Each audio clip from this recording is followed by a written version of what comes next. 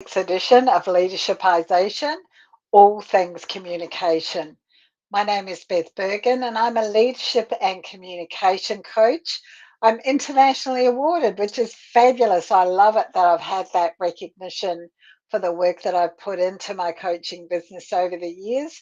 But I work specifically with individuals, usually at the executive level, but also often with their teams. So I'm here each Tuesday at 1 p.m. So I love it when people join me.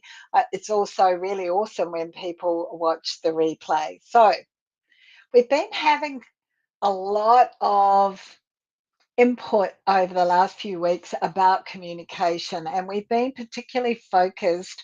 Last week, we were really focused on tough conversations and getting some strategies together to help you in your leadership journey actually deal with in a positive way to manage yourself and the languaging that you did around tough conversations. And there was a key word that really came through last week, and that key word was confidence. So it was about you having some confidence in you. It was about you having confidence that you had the ability to handle that tough conversation. And so that got me to thinking, so what is confidence? What is confidence? um, for you? What does true confidence actually look like? And so I guess it's about that confidence in yourself, where you understand that you've got the ability to do something, and it's not like you've got to be out there all the time wanting to impress other people. It's that you feel comfortable to embrace your own strengths and to acknowledge that, yeah, I do have some weaknesses, but I'm comfortable with the strengths that I have, and I don't need to prove anything to anybody. I am who I am, and because I don't need to prove anything to anybody else, it all comes back to how I'm behaving, how I am interacting with others, and really importantly, how I carry myself. And so, all of those things are the things that contribute to you having confidence and a strong belief in you. So, I thought today it would be useful to actually examine three strengths of being a self confident leader. Now, now, what's really important for me to say here is that there are many more strengths that are involved in confidence. There are many more behaviors that you may well demonstrate if you're confident and when you are confident. I'm wanting to just focus on three of those. So these might be three that are easy for you to begin with, to start focusing on for yourself. What I'll ask you to do at the end of my sharing about these three, what I'll ask you to do is to actually reflect. How are you using these? Are you already behaving in this way? Are there ways that you can do it differently? The first strength that I've called on, or that I'm going to talk about, is authenticity. Now, what I've discovered is that the more authentic I am as a person, the more I'm comfortable with who I am, warts and all, the more that I show up with no pretense at all, the more that I shine my unique light, the more that the more comfortable I am with the way that the world sees me, the easier it is for me to be open and honest and vulnerable with the people around me. It's easier for me um, to be able to interact with people with authenticity. It's easier for me to be uniquely me. Now, Sometimes what happens when we can't be or feel that we can't be absolutely authentic is two things. One, we feel if we can't be authentic, then we can't be vulnerable at all. And so we find it difficult to be vulnerable and to acknowledge that we are on a learning curve, or this is a new thing for us, or we haven't experienced this before. That's the first thing. But the second thing is that if we're not comfortable and we don't have confidence in being uniquely and authentically ourselves, we actually allow others to dim our light. And if they dim our light, then we're not actually being who we really are. We're not being authentic. So we're being less than. We're allowing other people to actually have us playing smaller. You don't want to be playing smaller. You want to be the best that you can be, showing up the best that you can be at any given time on any given day, right?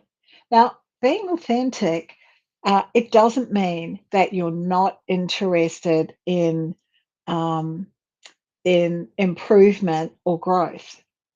Like a lot of people go, oh, well, if I'm comfortable with the way the world's seeing me, I can just stay like this. Uh uh, In order to be authentic or fully authentic, an aspect, I shouldn't say in order to be authentic, an aspect of authenticity and confidence when you marry them together is the desire to improve, but it's also partnered with this desire to retain your true self, this desire to retain your authenticity so that we can see who you are all the time. So that's the first aspect of confidence for you to start reflecting on. The second one is this, sometimes called self care, but I've labeled it the ability to be kind to yourself. Now, one of the ways that our own self confidence can be undermined is by what's going on in our heads, what we're telling ourselves, and what we're saying to ourselves. And often we are our own harshest critic. We can be really hard on ourselves. So this is about kind of leaning back and going, you know what? All of the, all of this, all of this judgmental approach I'm taking to me, all of this undermining of myself, it isn't serving me. So this is about being kind to yourself and taking away some of those things that really stress us out. So it's things like being quick to own up to mistakes, and to forgive yourself for the mistakes that you've made. Now, this is what I love about mental fitness. When I work on mental fitness with my clients, and I do that one on one, but really in a really immersive and focused way in my deliberate reset program. What what we look at is the fact that when you can own up and forgive your own mistakes, it opens the door to the possibility of seeing those as opportunities to grow and learn. Because when they become opportunities to grow and learn, that's when you start to build your resilience. That's when you start to see that, "Hmm, as a confident person, my confidence grows when I acknowledge, oh, there's a lesson in that. What's that lesson? Oh, I can apply that lesson now and moving forward." The other thing that I love about self care or that kindness to yourself is that it enables you to build resilience. So because you're not being so hard on yourself with your mental or your verbal self talk, because you're actually acknowledging, "Ooh, that was a great effort you put in there. Didn't get the outcome that you wanted, but it was worth you having a try because look at the lessons that you've learned." Because of that, you're becoming more resilient. And that's a great foundation for self-confidence. That's a great foundation because it enables you to ride the waves that are going to be there for you every single day in your leadership journey. Another aspect of being kind to yourself is setting healthy boundaries. Now, we've talked a whole lot about those boundaries previously, so look back for a few weeks if you want. But what I also want you to do is to look at or to recognize that when you're setting healthy boundaries, you're actually demonstrating two things. You're demonstrating that you have the confidence to say no. Takes much more confidence to say no than it does to say yes. And also that you value your own time and your own energy. And if you're valuing your time and energy, it's likely that you're valuing the time and energy of your team. The final aspect of being kind to yourself is being prepared to take time out. Now, time out in my books, different from time away. So I'm also, the second thing I'm going to say is taking time out, you also need to take some time away. So time out might be giving yourself some time where the door is closed and you're able to do some deep and valuable work, giving you time out from the day-to-day chatter that's going on around you. Time out might also be going outside and going for a walk around the block. Time out might be just focusing on something completely different for a short period of time and then coming back and focusing on it. Time away, step away from your job, step away from your business, step away from your leadership role, step away from feeling as though everyone is relying on you to make a decision and to make it quickly. So take that time away. Be kind to self. That's the second one. The third aspect of building your confidence that I want to share with you today is this one. There's no need for you to be the loudest person in the room. There's no need. It's not needed to demonstrate that you're confident. Most often, the loudest person in the room is the person who has the lowest self-esteem and the lowest self-confidence. They need to do that to have people look at them. Build your confidence by becoming a great listener and demonstrate as a leader that you are listening and you're allowing other voices to come through. And that's much easier when you're not focused on dominating the conversation. It's much easier when you recognize that you don't have to talk all the time or the loudest to demonstrate your confidence or your expertise.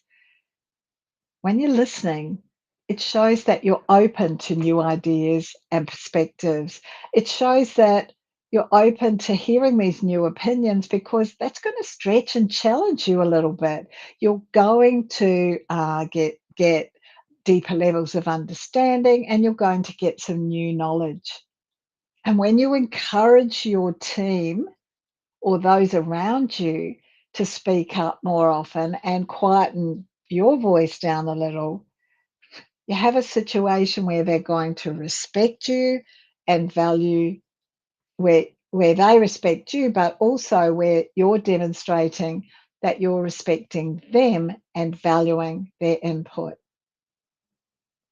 What you're also demonstrating here, and this is a whole topic of a conversation for leadershipization all by itself, but what you're demonstrating is that you don't have to be right all the time,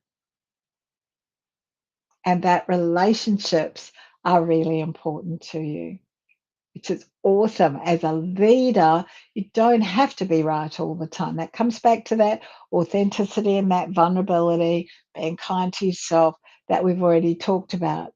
So have a reflection. have a bit of a reflection, be thinking, what can you do to build your authenticity? What can you do to be more kind to you? What can you do to lower your voice down and listen a whole heap more? Mm, there's a lot to reflect on there.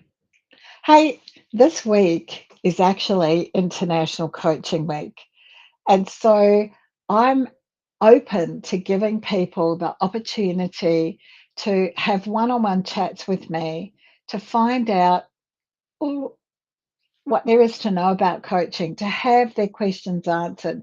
Like, a lot of people aren't quite sure exactly whether coaching would be a really good fit for them. If you're with the right coach, they're tailoring their coaching for you, because coaching is about you. You're the client. You present with the issue that is very real for you right now. So, if you want to have a chat with me to find out about coaching, to find out what's involved, um, the impact that it can and does have for clients, then reach out and message me this week and next week to celebrate um, International Coaching Week. I'll be offering my coaching packages at a 20% discount. So if you think that that might be something that relates to you, please reach out.